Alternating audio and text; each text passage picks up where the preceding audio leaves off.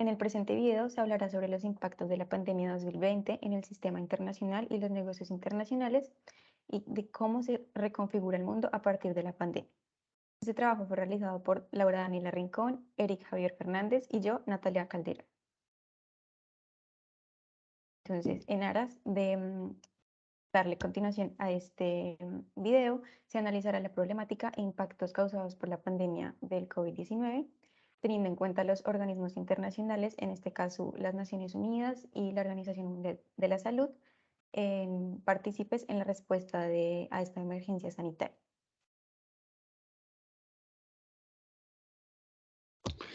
El COVID-19 ha sido una crisis humanitaria a nivel mundial. Este virus se extendió alrededor del mundo, haciendo que todo cambiara o se adaptara porque se volvió prioridad la salud.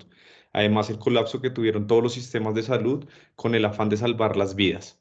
La economía mundial se vio afectada, ya que primeramente todo se debía detener por el afán de mitigar los contagios, pero existía la necesidad de mantener el comercio activo para poder garantizar el abastecimiento y también poder enviar una señal de confianza a la economía mundial. Los protocolos portuarios cambiaron, se crearon medidas de cuarentena, exigencias de requisitos y exámenes de documentación adicionales para exportación e importación. Muchos contenedores se encontraban en puertos chinos en el momento del pico más alto del virus y por todas las restricciones se provocó escasez y un aumento de precios de los contenedores y las mercancías. Los países se enfocaron esencialmente en garantizar la salud y la seguridad económica de su gente. En ese escenario, se estima que las principales consecuencias del coronavirus en los países en vía de desarrollo serían la recesión de la economía local, la reducción de la inversión a corto y largo plazo por parte de aliados comerciales, volatilidad en los mercados de valores de los países y caída en las exportaciones. El mundo no volverá a ser el mismo. La pandemia del coronavirus no solo desafía el comercio internacional, sino que también desnuda las realidades de las economías más vulnerables. Frente a esto, han comenzado a haber diferentes hipótesis que creen que el futuro tendrá que dirigirse hacia una nueva geopolítica de la producción a través de la nacionalización y la regionalización. En este sentido, países como principalmente son los de América Latina, fomentan planes y programas para proteger la industria local, revitalizar el consumo interno y evitar despidos. Estas medidas incluyen subsidios a pymes, créditos blandos y reducciones impositivas. Por otra parte, otra apuesta será la reconfiguración de créditos internacionales tras la pandemia, sobre todo para países con grandes deudas externas. Y es aquí donde la ONU desempeña un papel importante para organizar planes futuros y resolver lo que sea necesario del pasado o situaciones actuales.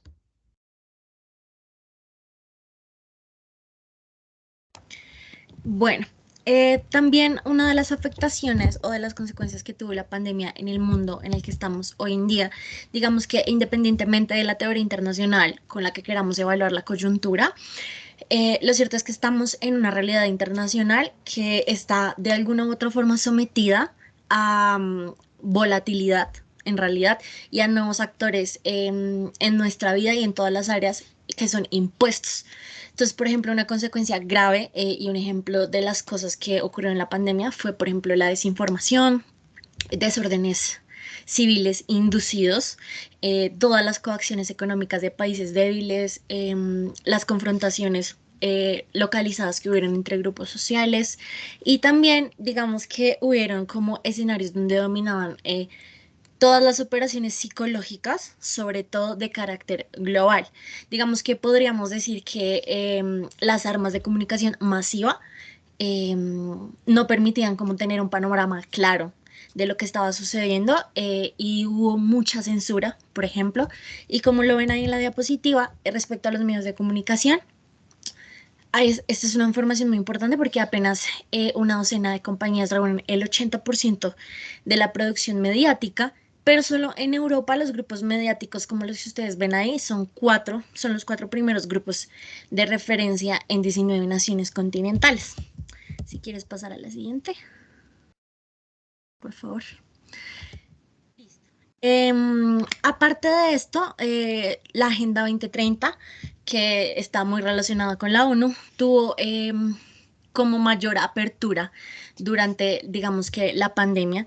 Digamos que ni siquiera las naciones conducidas bajo estrategias soberanistas resultaban como agresivamente triunfadoras, por decirlo de alguna forma, en sus estrategias, pero tampoco los países sometidos a las agendas globalistas se caracterizaban por su descentralización ni la interdependencia. Como nosotros sabemos, esta agenda tiene como metas y objetivos que en realidad ninguno de esos fueron sometidos a algún referéndum en algún solo país que sea como jurídicamente soberano como Estado, y algunas como de los postulados que ellos quieren para el mundo y que con la pandemia lograron también imponer de alguna forma un poco más, es los que ustedes ven ahí en pantalla. Entonces el primero es un nuevo modelo económico que de alguna forma dicta pautas de consumo, un sistema de pensiones público que atienda a los sesgos de género, una mayor carga tributaria con el pretexto, digamos, de disminuir desigualdades globales de renta, y también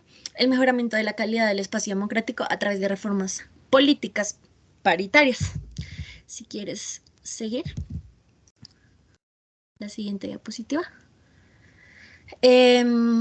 Esto era lo que les estaba comentando. De pronto la democracia se ha visto un poco afectada. Digamos que es normal que identifiquemos el actual sistema internacional como multipolar, pero digamos que la consagración de la democracia digamos que capitalista, como la que nos cuenta un poquito Fukuyama, digamos, cada día está como en mayor tela de juicio porque las instancias del poder real, entre comillas, se busca a través de organismos supranacionales que en realidad nunca están sometidos a un escrutinio democrático, como por ejemplo la ONU y pues la Agenda 2030.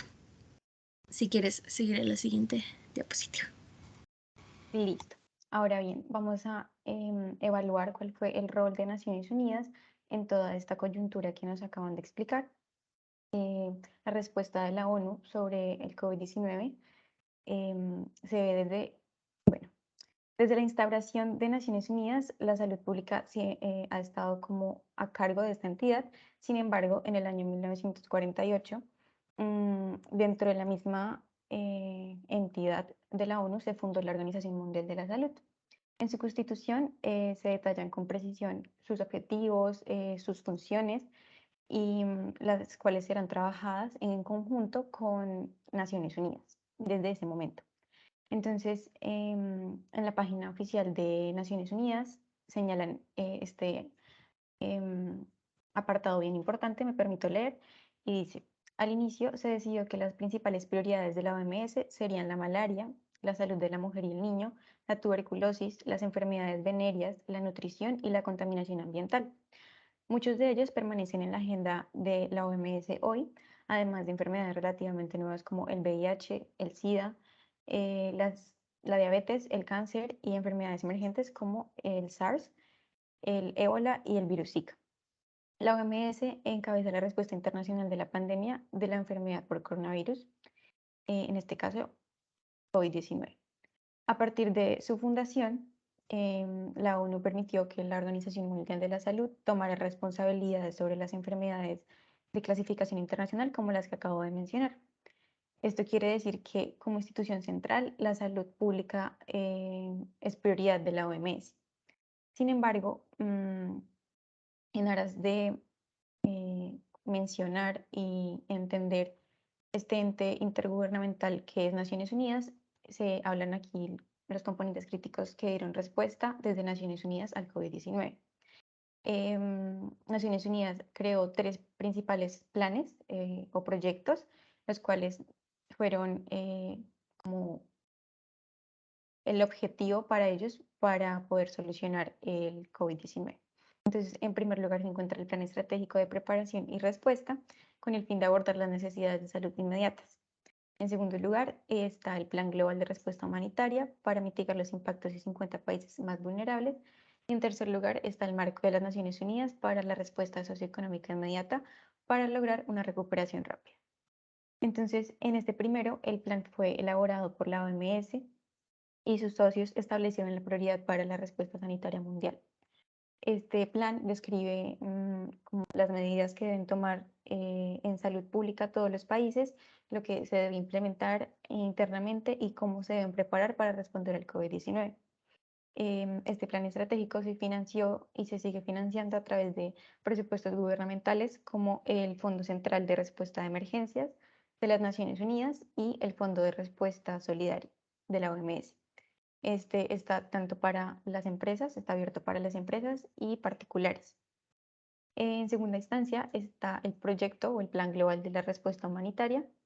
Este establece las prioridades para la respuesta al COVID-19 en los países más pobres y necesitados. El principal vehículo para recaudar los recursos con este plan son como multisectoriales inmediatas relacionadas con el COVID-19. El plan está siendo coordinado por socios como la FAO, directos de la OMS, la UNICEF, y se complementan por llamamientos de motivación internacional como lo es la Cruz Roja y la Media Luna o ONGs. En tercer lugar, se encuentra el marco de las Naciones Unidas para darle respuesta socioeconómica.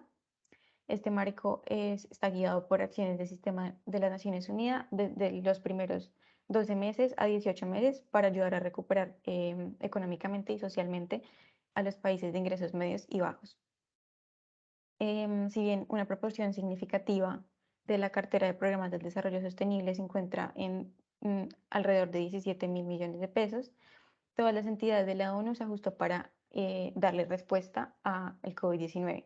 Entonces se requirieron fondos adicionales de Fondo Fiduciario de Recover Better y este fondo apoya los esfuerzos en países bajos y de medianos ingresos.